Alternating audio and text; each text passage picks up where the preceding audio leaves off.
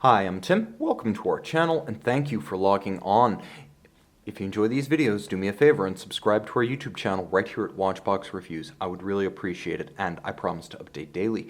If you like this watch, you can see it and purchase it on our website, thewatchbox.com. Vacheron Constantin graced us with a new collection, third generation Overseas lineup in 2016, robustly updated for the first time with manufacturer movements and display casebacks, as well as interchangeable bracelet straps and quick release lugs.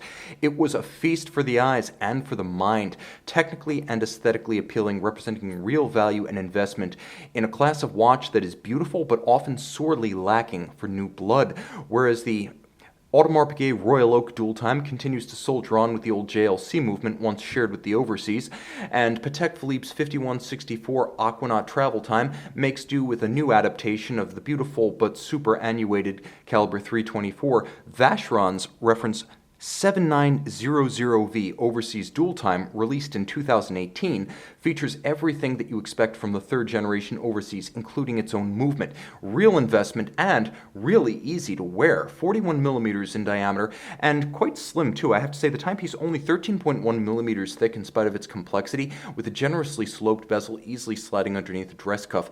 Now, lug to lug, two ways to measure this watch: 48.9 millimeters across the case, but if you do include the rigidity or the flare beyond which you cannot pull the bracelet links down, you would find there's a 57 millimeter measurement across the wrist, but it doesn't wear like a 57. Consider the watch effectively a 42 or a 43, and you get a sense of how it truly wears. Now, the bracelet is a highlight of every Generation 3 Overseas. First, because the bracelets themselves are objectively quite nice. Every individual link can be removed for proper sizing, and I do mean every link on both sides of the bracelet.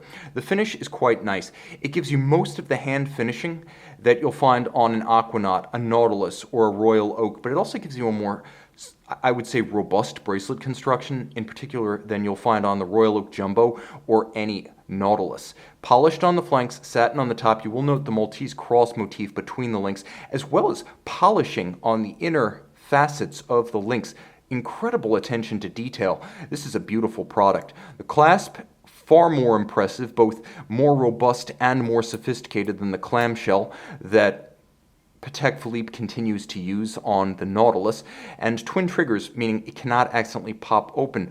This is one of the best features, though, of the new watch, because there is a quick release lug system, and the steel watch does come with a separate rubber strap, a separate leather strap, and a separate steel deployant for those straps. So you're able to immediately, without tools, remove the bracelet just using pull tabs, and I hardly have any nails because I have to manicure for these videos. So not only can you more easily appreciate that gorgeous caliber, but you have the ability to swap straps to change the look of the watch or its functionality. There are times when you don't want to scratch up a bracelet, even if you're going to get a little bit rough and play hard. A lot of times you don't necessarily want the full bracelet on your sports watch. You want the rubber that's more of a consumable item. So the timepiece, nicely made, a case that is distinctive and perhaps more imposing by design than the Royal Oaks, the Aquanauts, and the Nautilus. I would say in terms of case form and wrist presence, this watch is calculated to fit squarely between a Nautilus or a Royal Oak and something like a Royal Oak offshore. This is really a halfway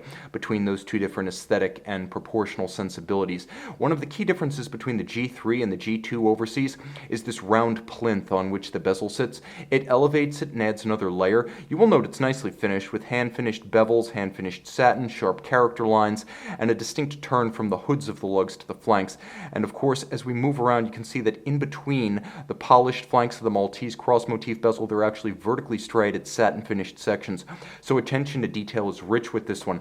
The dial is a wonderfully deeply grained sunburst with black oxidized white gold hands as well as indices for high contrast. The sub-register for the date at 6 o'clock is more distinctly silver white, as is the AM/PM indicator.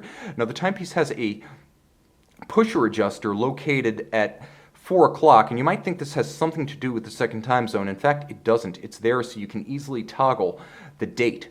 The timepiece does feature crown-based functionality, so you can adjust that second time zone if you wish, and you can see how you can mostly hide it. Not entirely, you can't completely sanitize the dial, but you can simplify it if you don't need that second time zone.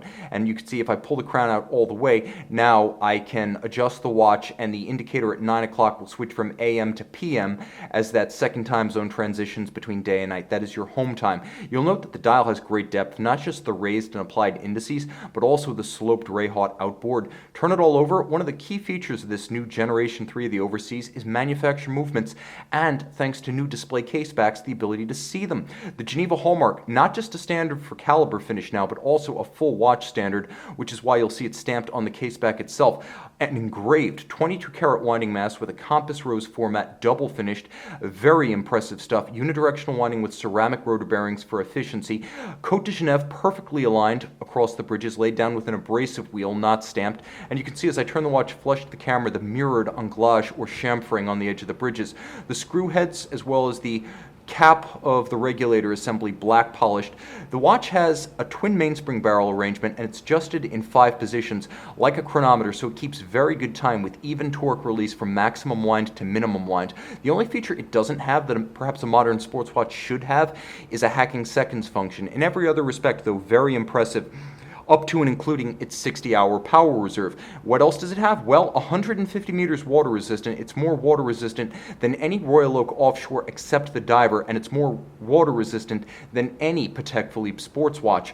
Finally, it features a paramagnetic ring around the movement, which actually channels the field lines of magnetic flux or magnetic density around the hairspring, so it doesn't need a closed caseback to achieve 25,000 ampere per meter anti-magnetism. A very impressive watch, richly appointed and, again, nicely accessorized with 2 separate straps and a spare clasp. See it and make it yours on the watch box. Vacheron Constantin Overseas dual time in caliber 5110 DT, churning away in the dark. See it by day on the watch box.